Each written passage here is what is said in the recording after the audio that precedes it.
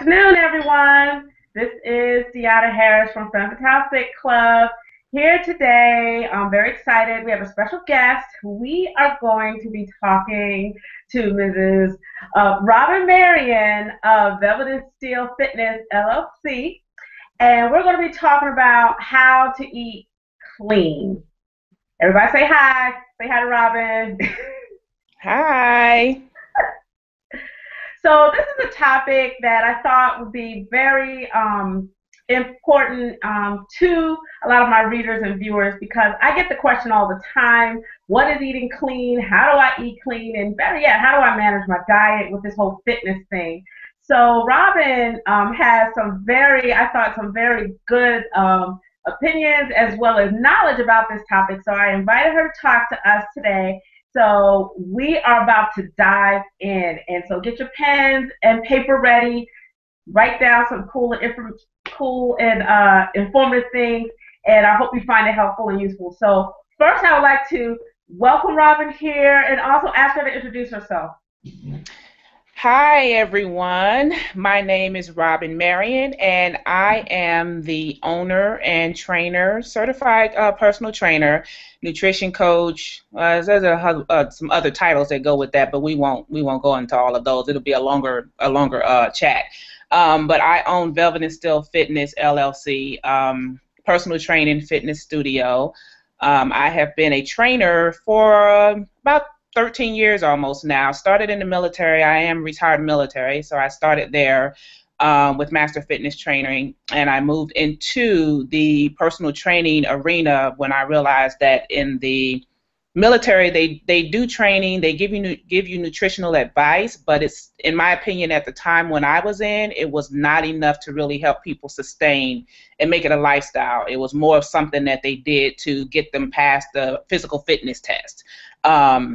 To keep the military forces, ready and, ready to fight, ready to train, everything. And most times people didn't adopt it as a lifestyle. So that's why I went into the personal training business. So that's what I do. Okay. So what seems to be, when you talk to your own clients, what seems to be their biggest issue when it comes to nutrition and food? With my clients, the biggest issue when it comes to nutrition and food is consistency and not knowing what they should eat, when to eat it, knowing how to read nutritional labels so that they know what they're actually putting in their body, the right amounts. And then also there's portion control. Many of my clients, they tend to overdo the portion control because they may not eat the right thing, or they may not eat at the right time of day. They don't eat breakfast. They don't eat those small snacks in between. And then their mindset is, well, I had a small breakfast. I didn't really eat anything in between breakfast and lunch, so I'm going to have a really big lunch. Or I didn't eat anything all day, so I'm going to have a really big dinner. And it just doesn't work that way. Right. So yes, a lot of people are guilty, and sometimes I have to raise my hand on that too. Sometimes skipping breakfast. But that's how I got into, figuring out some ways to make it happen easier, make eggs in advance and all that fun stuff. But I know when I first heard the term eating clean, it was back in '08, and I was just told, oh, just eat clean and you'll get fit.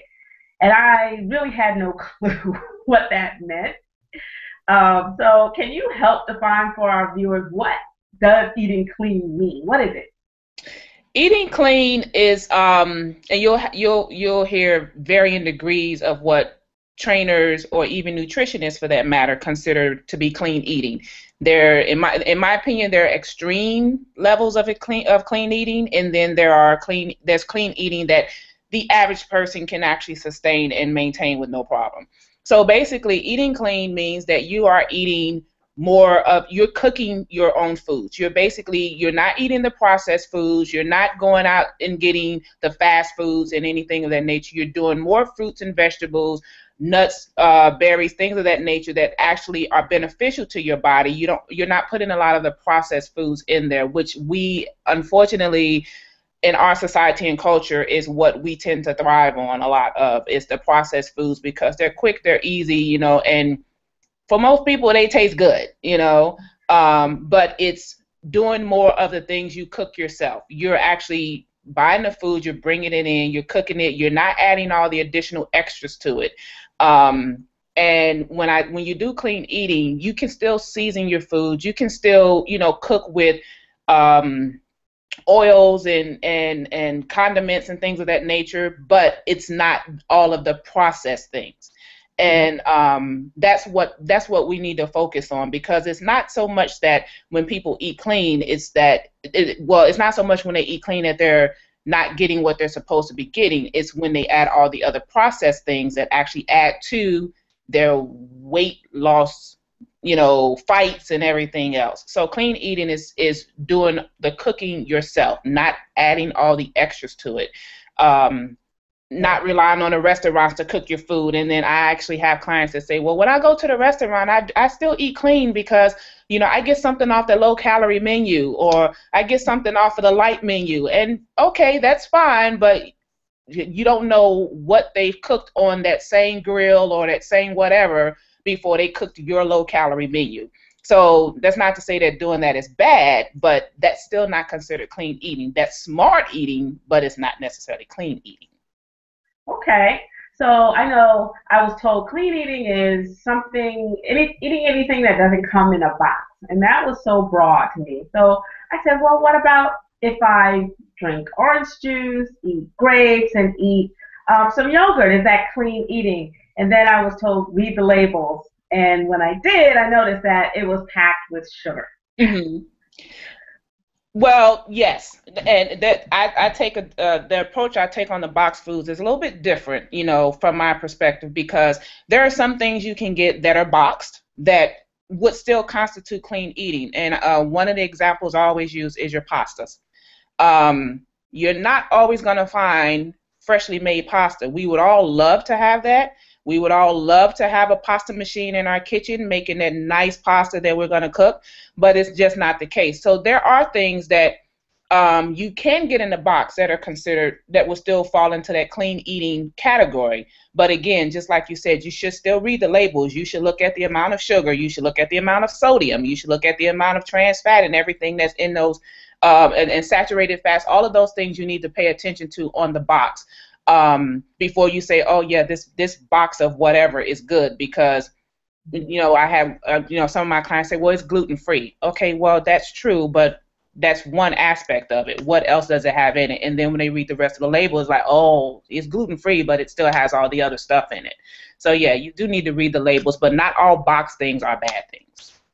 Okay, and I think you're right on point with reading the labels, because when I read what I thought were my healthy yogurts, that were light and all of that, I found out it had high fructose corn syrup, or it had 18 grams of sugar in one 6-ounce thing of yogurt. Not even 8, 6. And no wonder I was hyper all day at 2 o'clock, ready to take a nap. So reading labels is very important, as you said, in the whole journey of figuring out how to eat clean. So what are some of the benefits of eating clean? Because people hear it all the time, but I don't know if it always resonates why it's important. Well, some of the benefits that I know from personal experience and from dealing with clients and from, talking to and working with nutritionists of clean eating is you have improved energy levels. Because you're not putting all the processed foods in your body. And what happens when you do a lot of process is you may get that spike that gives you all this energy, but most people don't pay attention to the crash that comes behind the spike. And then when they have that crash, most of them don't attribute it to the food. They just, like you said, that 2 o'clock in the afternoon where I'm sleepy and I'm just like, I got 2 more hours, 3 more hours of work, and I have no idea how I'm going to get through this. But then they don't attribute that to, well, I just had all of this sugar or whatever the case may be earlier in the day. So you get improved energy levels. You sleep better. Your weight maintenance, whether it's maintenance for loss, maintenance for gains, or whatever, it's actually managed better. And some people that I know that have adopted clean eating lifestyles, they have better digestive systems. Their systems work better. Their mood swings are better. Well, I shouldn't say mood swings, but their moods are better. They usually have mood swings when they're doing the other stuff, but their moods are better. And in addition to that, there have been studies in health journals that have found that people that have they have a history of headaches and things of that nature, migraines and the sort. When they have switched over to a cleaner diet, the migraines have either decreased or they've gone away because of the chemicals that are actually introduced into your body from processed foods. Mm-hmm. Wow. So there's a lot that goes into it. And like you said, people think it's other things that are making them moody or what have you, but in the end, it's probably what they're eating and what they're drinking. Mm-hmm. Yes. So I noticed I ran a little experiment myself this past week. I ate one day. I went to one of our organic cafes and had organic salad and non something poultry, and that's what I ate for lunch. And at first, after I initially ate it, I thought I'm going to be hungry later. But I had brought fruit and some other. I like fruit salads and some carrots and some things like and almonds. And so I started, and I did eat it that afternoon, like every 2-3 hours. I didn't have foggy brain, and I actually felt better. I felt satisfied. But then the next day or the day after, I went for lunch, and I was a little bad, and I had pizza, 2 slices of cheese pizza, and a Coke. And anyone who knows me knows I love Coke. But when I ate that, I immediately started feeling really crappy. Like I started feeling tired. Well, not immediately, but after a few hours, I started feeling, tired. I was irritable. I stayed in my office with the door closed. I didn't really want to be bothered. And then also kind of bloated. Mm-hmm. So there's really something to it. And while people say everything in moderation, which is true, just to try not to binge on the bad stuff that probably is processed and probably not on the clean eating menu. Absolutely. Because you will definitely feel it. So with that, how can one tell that they're eating or buying something clean? Because it sounds like, I know people I talk to, I fall victim to it. You read the labels, and the labels are pretty green colors. The colors are even green on the box. Mm-hmm. And they say natural, organic, gluten-free, fat-free, which is a good one. And people think, yeah, that's all I need to do is read the front. Right. Well, what they should do, like you said before, with reading labels, it really requires research. It really requires the individual to educate themselves. Because with the sugars, normally if it has a cose at the end, that's something sugar. Dextrose, fructose, sucralose, that's sugar. And you need to actually do the research and look and see how those different things affect your body. And if something is fat-free, normally they've added something else in that to take away the fat-free. If it's sugar-free, they've added something else in there. And that's what I tell clients all the time. Just because it says fat-free doesn't make it good. Just because it says sugar-free doesn't make it good. Because usually when they remove something, they add something else. So you have to actually look at those labels. You have to read. You have to educate yourself on what it is in those labels that says, okay, yeah, this is sugar-free, but in order for it to have this taste, they've added sucralose or they've added aspartame, and those things are not good for you, at the same time. So just because something is missing one thing, they're really good about, sneaking the things in, so they add something else, and the average person is not going to know because they think, well, I'm doing really good. I'm eating something that's sugar-free and low in fat, but if it's low in fat, what fat is it low in? Those are the things that you have to actually look at. And then as far as the gluten, the labels and stuff, you're absolutely right. They come out with these different box colors, and it's like, okay, I see the green box, so that means it's good, but that's not necessarily the case either. So I tell people all the time what they have to do is they really have to educate themselves or get with somebody that knows the information, that can give the information to them. It's very daunting for the average person. Because if they don't know, they're like, they get frustrated because they see it, they don't understand it, And I've actually had clients that say, well, I would rather just eat the way I'm eating than have to try to figure out all this stuff. Yeah.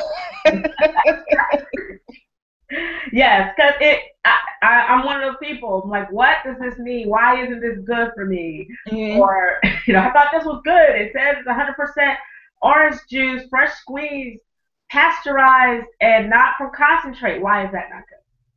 Exactly. And the thing is, with people with the orange juice is a good one. That now that you mentioned that, it's a very good one, because in my household, I personally am not a big orange juice drinker as far as coming, it's coming from the box or whatever the case may be. But my husband and my kids, they love orange juice, and I'm not always the one walking around. I'm the person with the ruler that's, no, that's not good. We can't eat that or whatever. And my husband, he said the same thing. Well, it's 100%. It's not from concentrate. So how can it not be good? But then I said, well, read the label. And he did that. And he saw the sugar content. I said, well, okay. He said, well, this is a lot of sugar. He said, I didn't realize how many oranges did they have to squeeze to get this much sugar in this container. And I said, well, I really don't know. But then when he had a checkup, the doctor basically reiterated the same thing that I said. It says it's 100%, it's from concentrate or whatever. He says, but you think about it. Think about how sweet the orange juice normally tastes. And the question that he posed to him was, do you think that those oranges are really that sweet, that it's coming out that good, that it's making you want to drink it? Think about the average orange you eat. It's something else is being added to that, even if it's not being said on the container. So you have to look at it. And when we went and looked at it more in depth, it had sucralose, So I was like, okay, that's how it's getting the added sweetness, because it's not going to just taste that sweet coming out of a box from a billion oranges, Right. So it's a matter of reading the labels. And when you say, how do you know that you're eating clean, it's look at what you're eating. And I always tell my clients, shop the perimeter of the store. You're going to find some things down the aisles that you need, as we were referencing the box foods or whatever. You're going to find those pastas and things down the aisles. But if you stay away from all of your shopping in the center, or you try to shop more organic, which is expensive, I understand, then you'll actually you're more apt to be eating cleaner than if you were to shop more in the middles of the stores. Okay. So I have a question from our audience. So Didi asked, does eating clean mean only steamed or boiled veggies and meat? Is it a bland way of eating? That's actually a good question, because when I first started my journey of eating clean, I had the same question, and I was just like, so does that mean I don't put anything on it? I mean, does that mean that when I bake this chicken, it's going to just be a darker version of what it was when it came out the pack? But no, it doesn't mean that it's completely bland. It doesn't mean that everything is broiled or steamed or whatever. You can do sauteing, things of that nature. You're not trying to fry your foods. That's not clean eating. Because now you're introducing fats, and fats when they cool, they become solids. So that's, you need to take into consideration, that's what you're putting in your body. You want to look at very lean meats, organic meats, or not processed. The processed meats have a lot of sodium in it. People tell me, well, I got chicken breast, but it was they'll tell me a particular brand of a luncheon meat that's chicken breast, and I'm like, okay, but when you think about it, it's sitting in that pack, so it can't be good for you if it can sit in that pack for how long, whoever knows how long, and then you eat it. But as far as the cooking and stuff, you can still cook with seasoning, you can still cook with condiments, but you still need to pay attention to what those condiments have in them. You still need to pay attention to the sodium content, the sugar content, the fat content of those items, because when you just cook with some of the condiments that they have out there, the marinades and stuff, they're very, very high in sodium, and they're very, very high in sugar. So you can still cook with seasoning, but what you don't want to do is, as I explained to my clients, you don't want the seasoning to overpower the actual food itself. So it doesn't mean that you just have to just throw everything in a pot and walk away and say, okay, I'm not, no seasoning. I can't have anything on this. This is all I can have is just this food. You can definitely cook and season with your food, put seasoning with your food, and, you know, broil, season, saute. You can even do an oven fry, you know, but not with all the breading and everything else on it. So you can still have those things, but what you want to pay attention to is the fat, the sugar, the sodium, those things that come in the other stuff that you would probably or would normally use in your foods. And you want to stay away from that. Keep everything low. Keep everything low as far as your seasoning. Okay. Okay. Because I know I have family and friends. They before they even taste the food, they'll put salt on the food, or they'll put sugar in it before they even taste it. But I think that's how, you know, a lot of us were raised that way. I mean, you know, so we're just carrying on the tradition. Yes. So, so here's another question from our audience. His name is Keith. Keith asked, I love avocados, but I've heard they're not good for you because they're high in fat. Is that true? Yes, but yes and no. I'll put it that way. Avocados are high in fat. However, it is a great item to eat. It's great because it has antioxidants in it. It has anti-inflammatory properties in it, and it also has helps with mental acuity.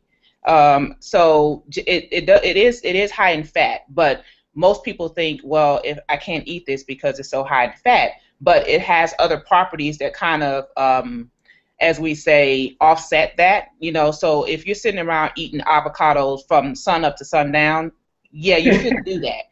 But if you're eating it, you know, you have it in your salad or you have it on your sandwich or something like that, even, you know, guacamole without all the extra stuff, it is good for you, and it has very high levels of omega-3, which is actually good for you. I know some people that actually supplement instead of taking the omega-3 tablets, the fish oil tablets. They actually use the avocados instead.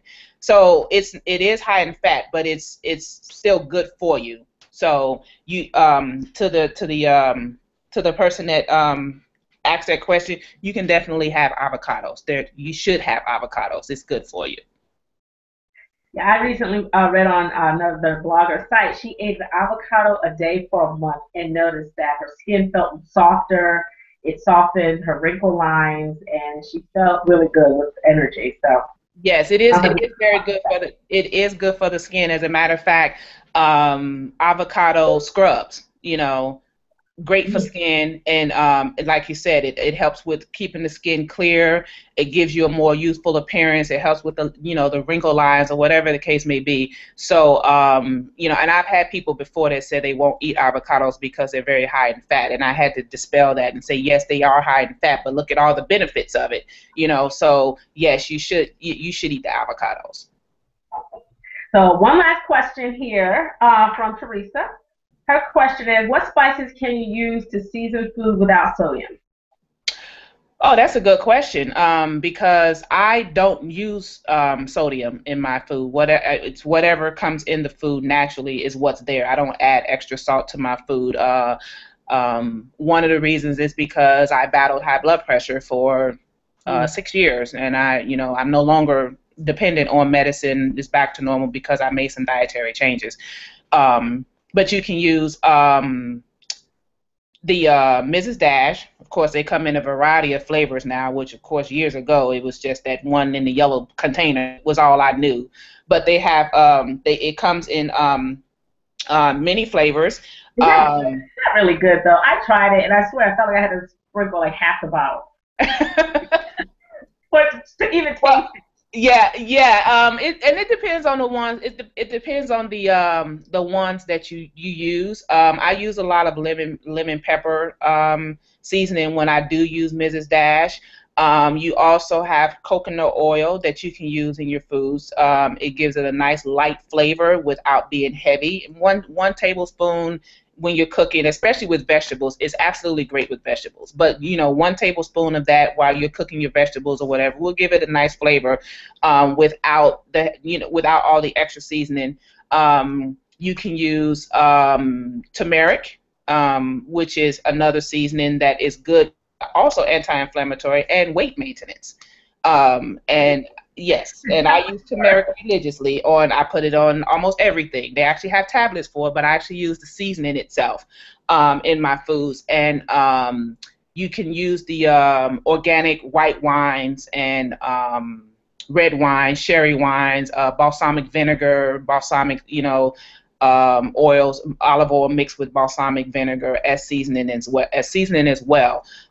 So you can get away with not using sodium. If you do have to use sodium, I always advocate you use a sea salt or a Himalayan pink salt, which is a more natural salt. It's the regular table salt is still processed, but when you find the salt in the rock form, it's in its natural state, and you actually when you have to grind it up, you don't need as much of it to give your food the flavor that you're looking for. Usually with the table salt, people shake and shake and shake, and next thing you know, I don't know what they do with it, but the Himalayan, the sea salt, those types of sodiums are okay in moderation. Okay. So I have two more questions left, and so one of them is, it sounds like based on a lot of what you're saying, the more unprocessed, the more work it is or preparation required. What do you say to somebody who says they don't have time for all of that? They need something quick and easy on the go because their life is busy. That's actually a good question, because I hear that all the time, and I tend to just, my face just kind of goes blank when people tell me that, because I don't want to sound mean, but I tell people all the time we all have the same 24 hours in a day, and you may not have time to make meal prep for an entire week, but you can make time to do it for a day or two. And the thing about it is, the more you put the processed foods in your body, the more work you have to do to get it off, and then the more you're shortening your potential lifespan, because you are just basically doing more and more damage to your body. And if nothing else, your body is worth more than that.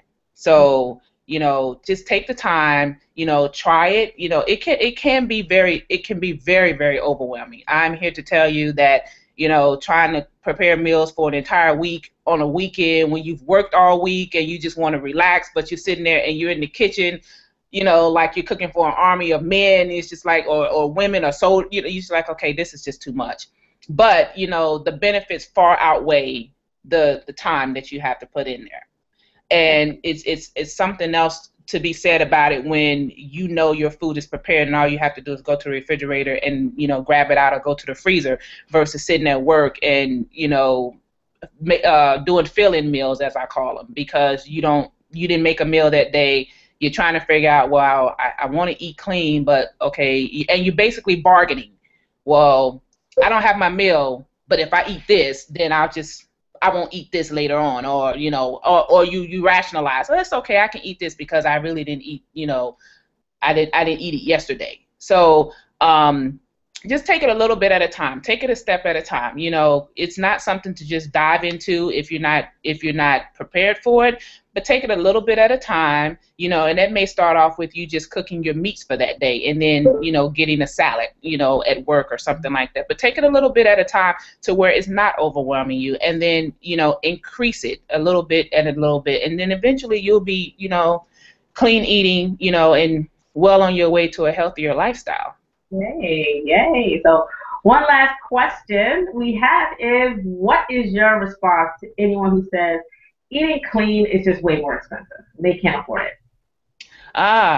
Well, that's a good question, and somebody actually just told me that last week. And my response to them was, well, if clean eating is way more expensive to you and it's just too much work, then paying the deductibles that you pay the insurance company and the doctors to keep you healthy is even more expensive.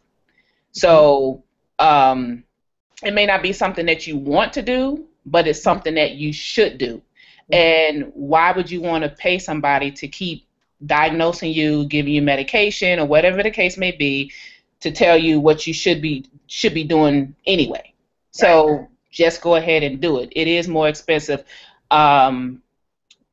the bills can range up to $150 depending, just on a weekly. If you have a family, it's even worse. But, like I said, I look at the benefits, and we're all normal. We're all human beings. Nobody, at least not that I know, eats 100% clean every single day, but you should strive to eat more clean than unclean. And that's one of the things that I'm trying to get people to change their mindset on. Right now, most of my, not most of, but a lot of my clients have actually come around to where they're reading labels. They're looking at how things are affecting their bodies, and they're actually making changes to eat more clean. They're, managing their portion control, which is what I strive for them to do.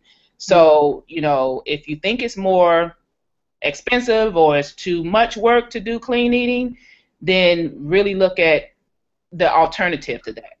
And when you think of it in the grand scheme of things, when you're eating all the unclean things or whatever, how do you feel afterwards? Because it only takes 2 hours for you to realize, for your body to tell you exactly how you're going to feel after you have eaten a meal. Oh, really? About 2 hours. Oh, wow, I didn't realize that. It's about 2 hours. So if you eat something and then you sit around, especially like you said, when you ate the pizza and stuff, a couple hours later you started noticing, it's about 2 hours before you realize, okay, either now I've gotten a food baby because I've eaten something and my stomach has completely expanded, or, I ate something and 2 hours later my energy level is really good. I'm feeling great right now. It's about 2 hours for you to notice that change. Okay. Well, that's all the questions I have, and I hope the viewers who are watching, and we do have some watching, enjoyed that. And do you have any last words, any final words you want to say or leave for everybody? Yes, one thing I will say to everybody that's watching, when it comes to you changing your diet and everything, you don't have to make a drastic change right off the bat.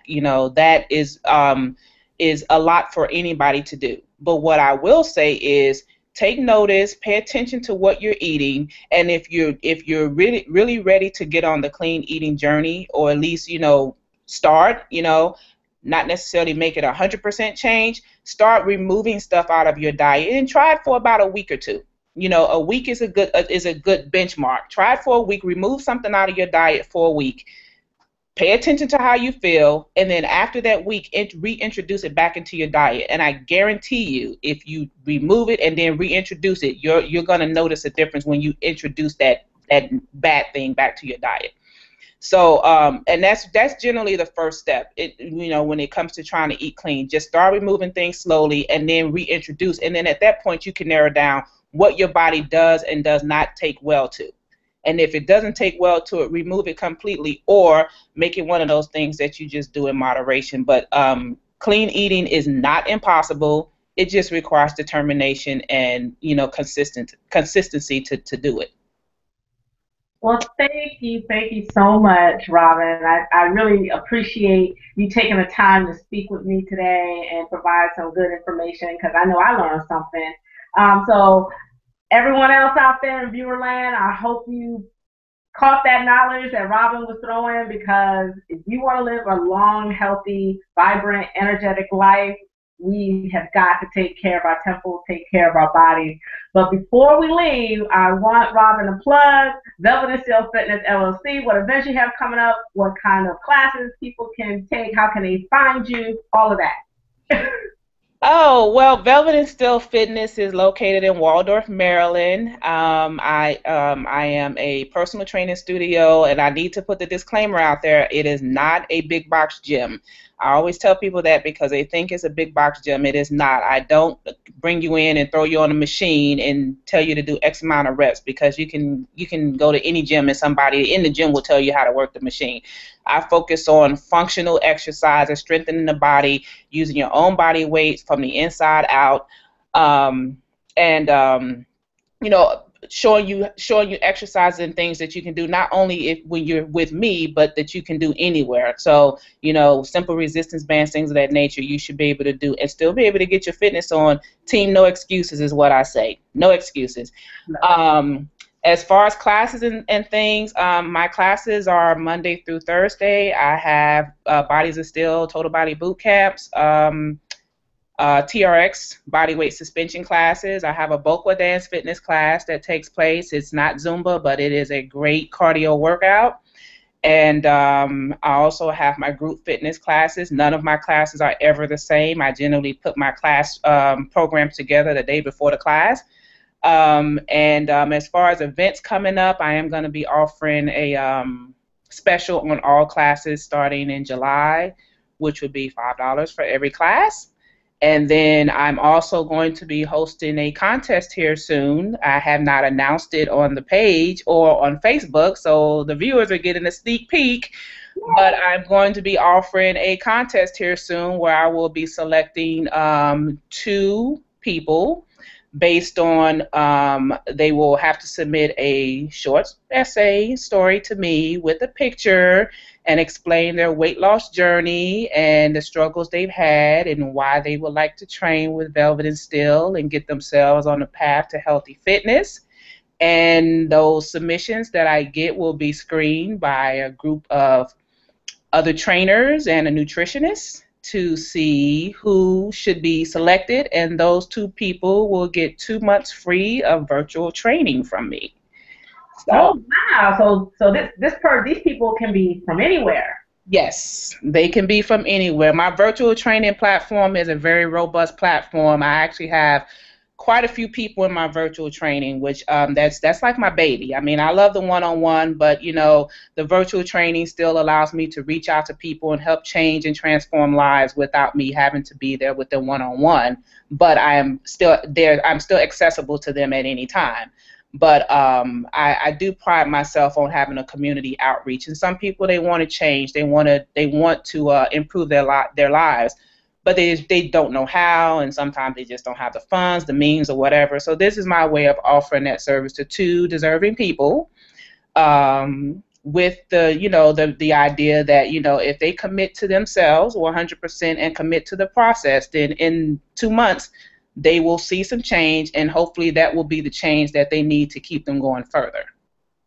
Oh, that sounds awesome. And I feel so privileged you announced it here first, and I will definitely be looking out for that so I can cheer them on and help, promote it on Femme Fitale. Whatever you need, just let me know. Yes. So everyone, that's it. We're wrapping up. This is Deanna Harris here from Femme Fitale, about to sign out with Robin Marion, who helped share her knowledge on how to eat clean. I hope you found it useful and helpful.